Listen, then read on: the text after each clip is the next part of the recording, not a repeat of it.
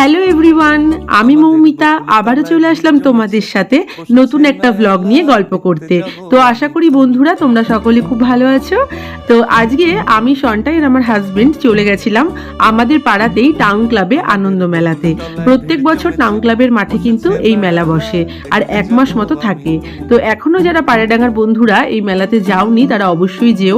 প্রচুর দোকান রয়েছে, প্রচুর খাবারের দোকান রয়েছে, প্রচুর রাইড রয়েছে, তোমরা গিয়ে কিন্তু এখানে এনজয় করতেই পারো। তো আজকে আমরা চলে গেছিলাম সন্ধ্যেবেলা। সন্টাই অনেকদিন ধরেই বলছিল মাম্মাম কবে যাব, তো আমি বলছিলাম যে একটু ফ্রি টাইম বার করে নিই তারপর তোমাকে নিয়ে যাব। তো আজকে একটু ফ্রি টাইম বার করে আমরা সবাই মিলে চলে গেছিলাম। প্রচুর দোকান ছিল, প্রচুর রাইড ছিল। যারা নাগরদোল্লা চড়তে ভালোবাসো তারা অবশ্যই যেও, ছোট্ট বন্ধুদের জন্য অনেক রাইড আছে ওখানে। আর মেলা মানেই তো জিলেপি, বাদাম, গজা এগুলো তো থাকবেই। আর অনেক দোকান রয়েছে, যেরকম জুয়েলারির দোকান, যেটা আমাদের মেয়েদের বিশেষ করে ভীষণ ভালো লাগে। জুয়েলারি দেখলে আমি দাঁড়িয়ে পড়ি, আর ঘর সাজানোর জিনিসগুলো ভীষণভাবে আমাকে অ্যাট্রাকশন করে, কি বলবো। তো আর কিচেনের প্রচুর জিনিস রয়েছে, সেগুলোও টুকিটাকি কেনা হলো। মেলা মানেই তো ঘোরা আর কেনা। আর বাচ্চাদের যেটা হয়, দেখো সন্টায় গিয়ে খেলাধুলার জিনিস দেখছে কোনটা নেবে।